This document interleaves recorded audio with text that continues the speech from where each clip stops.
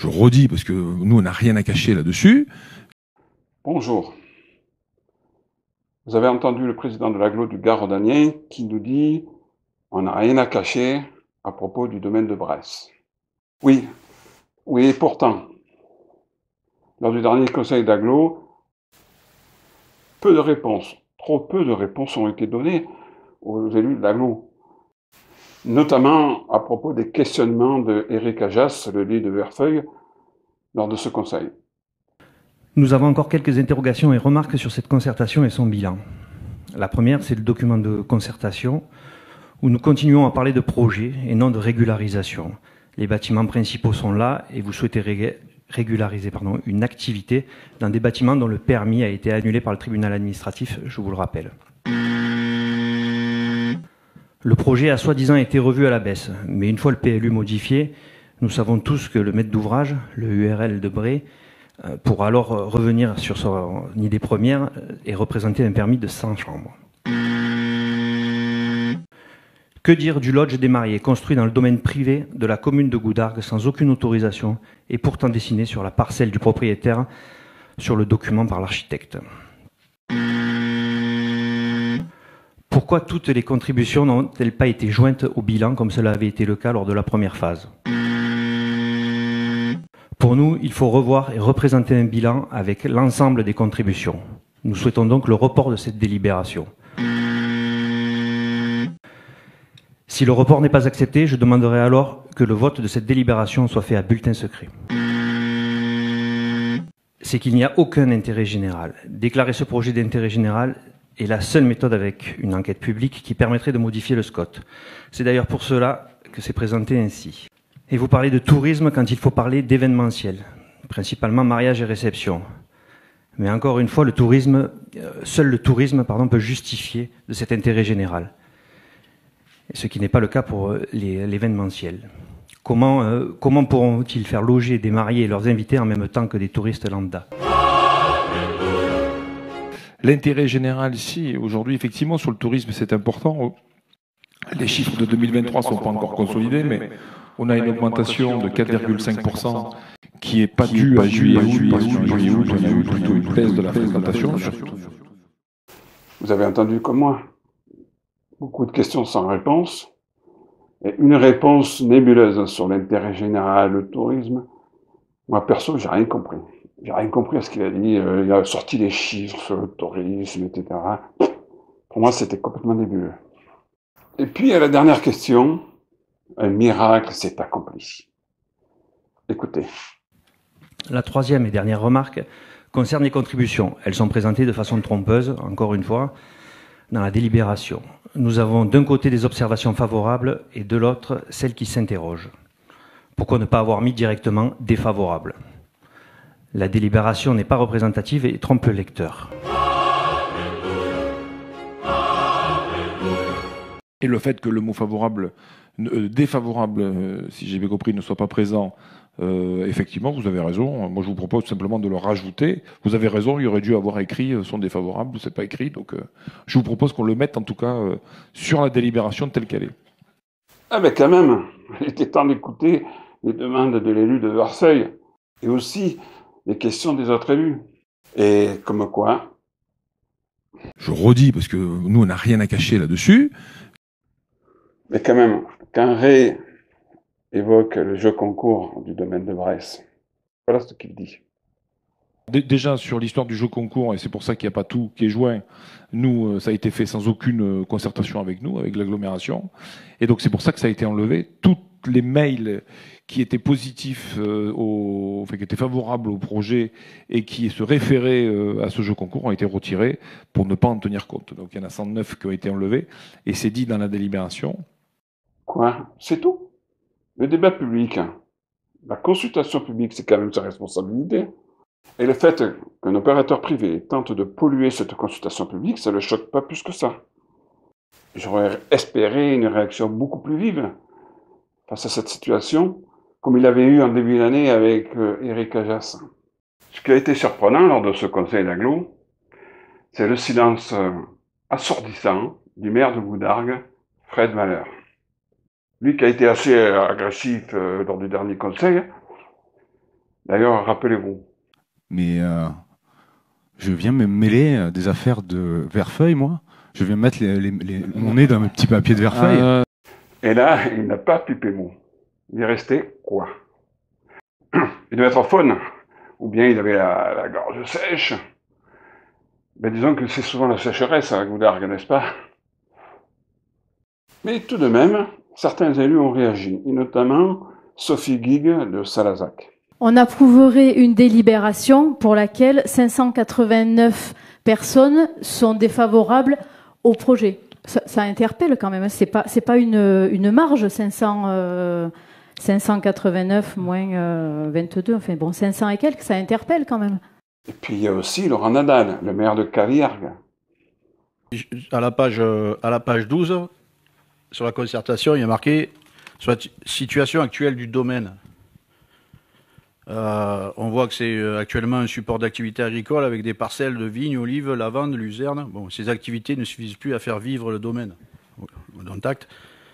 Il dit qu'il veut diversifier ses activités événementielles, a été engagé et la procédure ici présente a vocation de régulariser la situation.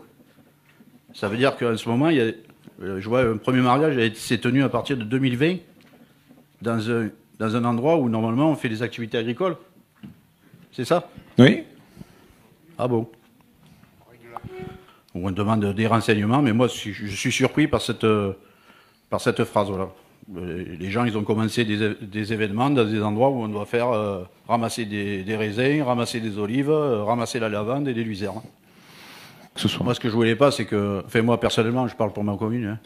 Moi, je veux pas que quelqu'un arrive et puis sur mon PLU, il fait un peu ce qu'il veut et puis après, il vient voir l'agglomération pour déclarer quelque chose d'utilité importante que je comprends des fois. Hein, mais moi, voilà, il y a un PLU et je voudrais qu'il soit respecté, quoi. Voilà. Il faut respecter les ordres des choses. Quand on veut faire des choses, il y a des demandes qui doivent être faites. Et point barre, quoi. Et moi, voilà, c'est ça qui m'a dérangé un petit peu dans le document. Voilà, Et enfin, le maire de Salazac en rajoute une couche. Donc des événements avec des constructions qui n'étaient pas autorisées. Moi, je rejoins Laurent et c'est une réflexion que je me suis faite aussi depuis plusieurs mois, où je me bats dans ma commune pour des constructions illégales. Et voilà, quoi, je veux dire, c'est des dossiers qui sont suffisamment lourds. Je m'interroge aussi sur l'activité qui s'est déroulée et qui nous est présentée cette année pour, a priori, régularisation, puisque c'est écrit noir sur blanc que des projets se sont déroulés sur place. En tout cas, bravo pour ces élus qui se posent les bonnes questions. Bon, pour l'instant, ils ne sont pas bien nombreux, mais j'ai bon espoir que d'autres les suivent prochainement. Et ensuite, le président de l'agglo s'est lancé dans un grand plaidoyer sur les activités annexes du domaine de Bresse. En dehors de toute problématique sur ce sujet-là, il y a aujourd'hui énormément de domaines, de lieux agricoles qui font autre chose sur une petite partie de leur activité. Quand ça devient que des mariages ou quand c'est la vocation première, ouais, c'est là où il y a effectivement un certain nombre de difficultés. Mais après, tant que ça reste minoritaire, eh bien, la vocation demeure agricole. Si ça ne reste pas minoritaire, eh bien, effectivement, ça ne correspond plus à la vocation du domaine. Du coup, pour voir le côté annexe de l'activité du domaine de Bresse, je suis allé sur la page Facebook du domaine de Bresse mariage. Et je suis remonté très très loin jusqu'aux premières publications, et j'en ai trouvé une de 2019. Je vous la montre. C'est donc la page domaine de Bresse mariage. La publication est du 22 août 2019 et qui nous présente 25 photos, dont en voici quelques-unes.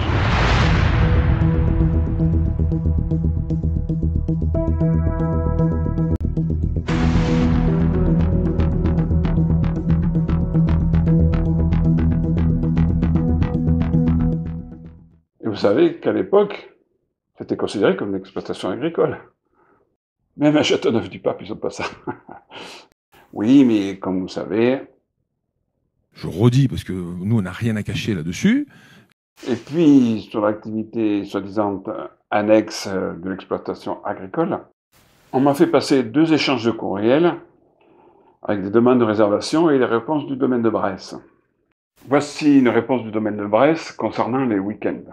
Nous sommes actuellement complets pour la saison 2024 en formule week-end. Néanmoins, nous pouvons vous proposer le week-end du 26 octobre avec seulement la maison en hébergement, la privatisation du samedi au 26 au dimanche 27 octobre pour un montant de 15 000 €. Dans l'autre mail, il s'agit de réservation en semaine, où il est proposé 7 dates disponibles. Et avec ce « on », en croisant les informations de ces 2 mails, on peut donc confirmer, de manière quasi certaine, grâce à la première réponse, les 26 dates en week-end, on peut déterminer 19 dates en semaine, par rapport à la deuxième réponse, soit 45 dates entre juin et octobre. Et si on rajoute avril-mai, on peut estimer à 52 dates par an. Et en plus, il propose maintenant des séjours en hiver. Et l'estimation qu'on peut faire de ce chiffre d'affaires, à partir de ces données, est de 1,5 à 2 millions d'euros. Eh bien, c'est pas mal pour une petite activité annexe dans le domaine agricole. Et ça, le dossier de la consultation n'en parle pas. Et contrairement à ce que dit le porteur du projet, et le maire de Goudargues qui dit que ça a un impact non négligeable sur l'économie de la commune, une habitante m'a affirmé qu'en termes de création d'emplois, il y a eu 3 emplois, et tous viennent de l'autre côté du Rhône. Et qu'aucun commerçant de Goudargues n'a livré un produit depuis ces dernières années au domaine de Bresse. Aucune bouteille de vin n'a été achetée dans les domaines viticoles locaux. Cette personne me dit aussi que les prestataires et les services qui interviennent sur le domaine viennent de l'extérieur de l'agglo, et même parfois de très loin. Du coup, au niveau environnemental, c'est pas terrible, n'est-ce pas? Mais comme vous le savez, Je redis, parce que nous, on n'a rien à cacher là-dessus. Je reviens sur l'excellent article de Thierry Allard sur Objectif Gare du 15 novembre 2023. On voit que le journaliste a fait les bonnes vérifications. Vérifications faites sur le plan local d'urbanisme, les parcelles concernées sont bien en zone A pour agricole. Par ailleurs, une petite partie du domaine, le lodge de Charme, avec vue plongeante dans la vallée, tel qu'il est présenté sur le site internet du domaine de Bresse, de 45 mètres carrés, est construit sur une parcelle voisine, classée, elle, en zone N, pour naturel, et en espace boisé classé. Et le propriétaire du site dit « C'est mon ancien box à cheval, il va disparaître ». Ainsi, le propriétaire du domaine va faire disparaître cet ancien box à cheval. Abracadabra, et le box disparaîtra.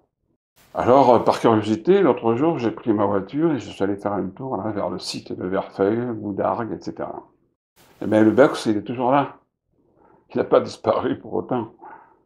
J'ai pu le filmer avec ma petite caméra, tranquillement, on le voit très bien. Comme quoi, n'est pas Harry Potter qui veut. Quand si le bonhomme il est nul en magie, on peut lui accorder des talents d'hypnotiseur, parce qu'avec la parole, il en a endormi quelques-uns. Et alors, peut-être qu'il attend le permis de démolir de la part du maire de Goudargues. C'est bon, là, il faut lui expliquer. Là. Il faut lui expliquer au gars qu'il peut le démonter, son machin. Puisqu'il a construit sans permis, et en plus chez le voisin. Et normalement, il serait tenu de remettre la parcelle en bon état, tel qu'il a trouvé au départ. Mais comme dirait le président de l'agglo, Je redis, parce que nous, on n'a rien à cacher là-dessus. Du coup, toujours avec mes habitudes curieuses, je me suis baladé tout autour du site, Verfeuille, Goudargues, à la Bastide. Mais figurez-vous que ce site, on le voit à partir de nombreux endroits. Montaise, le Masse-Mouton, etc., etc.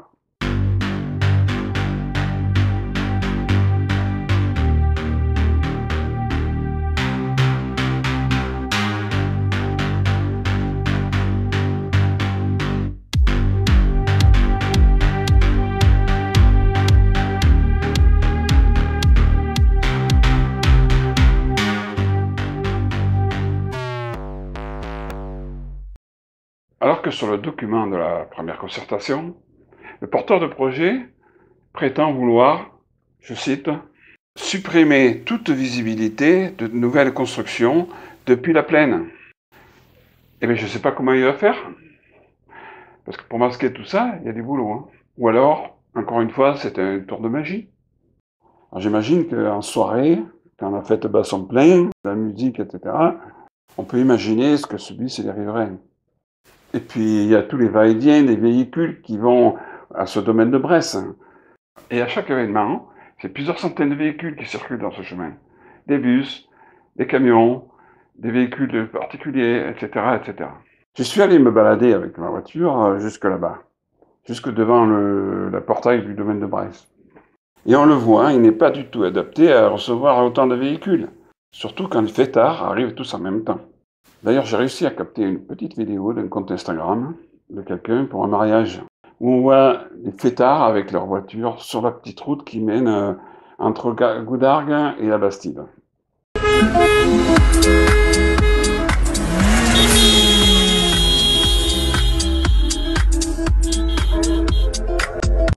Franchement, c'est bien sérieux tout ça.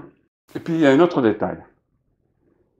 Sur le document de la concertation publique, il y a un paragraphe sur le risque d'incendie. Je vous le lis. En fait, ce document dit que la commune est en risque fort, sauf le domaine de Bresse. Parce qu'il dit, en ce qui concerne la zone de projet, elle se situe hors de zone boisée. C'est merveilleux. Il dit que la zone de projet est accessible pour la défense incendie. Mais quand je me suis rendu sur place, par le chemin qui est censé être l'accès des pompiers pour les incendies, à environ 200 mètres du domaine de Bresse, j'ai vu ce panneau.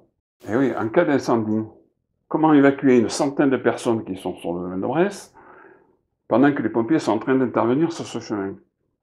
C'est le seul accès. Autre élément intéressant.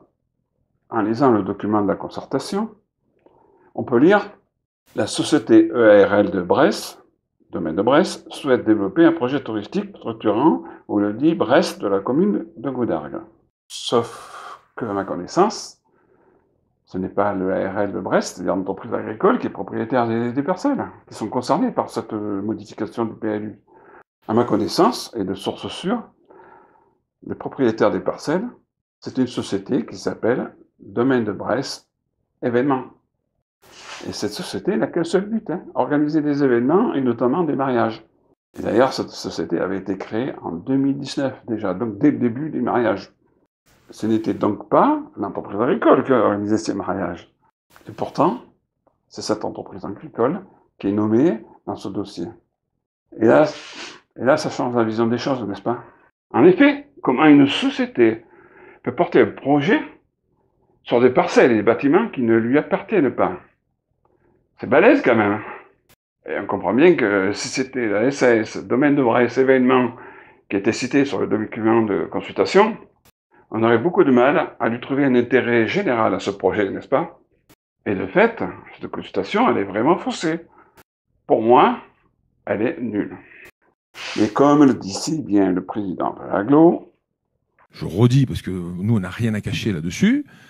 En revenant une nouvelle fois sur l'article d'Objectif Gare du 15 novembre 2023, il y a un paragraphe qui dit « On est carré ». Je vous le lis. Pour le reste, la procédure de déclaration de projet important une mise en conformité du SCOT et du PLU va régulariser tout ça. Et je cite, « Pour les élus du territoire, ce projet porte un caractère d'intérêt général dont la collectivité engage une procédure pour adapter ces documents d'urbanisme. » Et qui c'est qui explique ça? C'est l'urbaniste du cabinet Urban Project, M. Florian Jurado, et qui accompagne le projet. Donc, Urban Project accompagne le projet, on est bien d'accord sur ce qui est dit. Mais Urban Project, c'est aussi la société qui a élaboré les documents de la concertation publique et qui en a fait le bilan. Comme on peut le voir sur le document, où le logo de cette société apparaît en bas à droite. Et ce logo, que l'on peut voir sur leur site internet, et où on le retrouve, celui qui dit « on est carré ». Voilà encore un détail troublant, n'est-ce pas? Et puis, on m'a transmis un échange de mails entre une association de la Bastide et Mme Van de Melbroek, qui est la vice-présidente de l'AGLO, déléguée à l'urbanisme. Et là, c'est du lourd. Voilà, c'est donc un mail de l'association de la Bastide. Le mail dit « Toutefois, sur le point particulier de savoir qui avait rémunéré le cabinet Urban Project, vous nous avez avoué ne pas savoir répondre avec certitude. Dès le lendemain, Madame Van de Melbroek va répondre à l'association par mail. Je vous l'ai lu. Et il dit « Pour faire suite à votre demande d'information, je vous confirme que c'est le porteur de projet qui a rémunéré le cabinet Urban Project. » Et on peut voir que c'est bien signé de Brigitte Van de Melbroek. Je comprends tout à fait les propos de Jean-Christian Harré sur l'article sur Objectif Gare qui dit, je cite, « Et ça coûte 0 € aux collectivités. » C'est ce qu'affirme le président de l'agglomération du Gard ardennin, Jean-Christian Harré. Mais là, il n'y a pas un problème de neutralité. J'ignore si au domaine de Brest, ils servent du confit de canard. Mais là, il y a un petit fumet de conflit d'intérêts, vous croyez pas? Eh oui, moi si je m'appelais Urban Project, et que j'ai un client qui me paye bien, j'aurais tendance à être tout gentil avec lui. Et du coup, quelle est la valeur de cette consultation publique? Et surtout du bilan qui en a été tiré. Mais encore une fois, rassurez-vous. Je redis, parce que nous, on n'a rien à cacher là-dessus. Bonjour, ça en fait des anomalies dans ce dossier, n'est-ce pas? Mais je dois vous faire un petit aveu. Après la diffusion de la première vidéo et après le conseil d'agglo du 30 septembre, il y a des particuliers et des associations qui m'ont contacté. Et c'est à eux que je dois la presque totalité des informations que je vous livre aujourd'hui.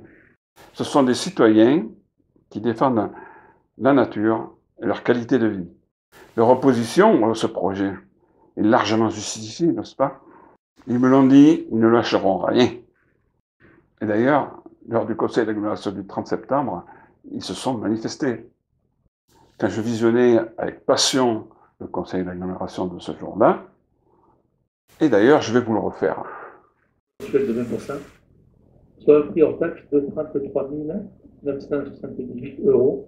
Bon, je vous propose de suspendre le conseil municipal, vous coupez la vidéo s'il vous plaît. Et on arrête le conseil municipal conseil communautaire, les vieux réflexes, excusez-moi. Vous n'avez pas le droit de manifester. Quand le président d'agglo dit « Vous n'avez pas le droit », puis ça a été coupé, il faut compléter « Vous n'avez pas le droit de manifester ». Et disons que quand on fait la sourde oreille, les opposants, ils n'ont plus que cette solution. Et quand Ré interdit de manifester à certains, ils ne trouvent rien à reprocher à une société qui exerce une activité illégale depuis des années, et donc son sens du droit, il est à géométrie variable, n'est-ce pas? Et selon que vous soyez puissant ou misérable, mais là, ce n'est pas une fable du tout. Bon, ils ont coupé la vidéo. Il y avait des journalistes dans la salle. Et ils ont pris des photos. Voici les articles qui ont été rendus publics à l'issue de ce conseil d'agglo.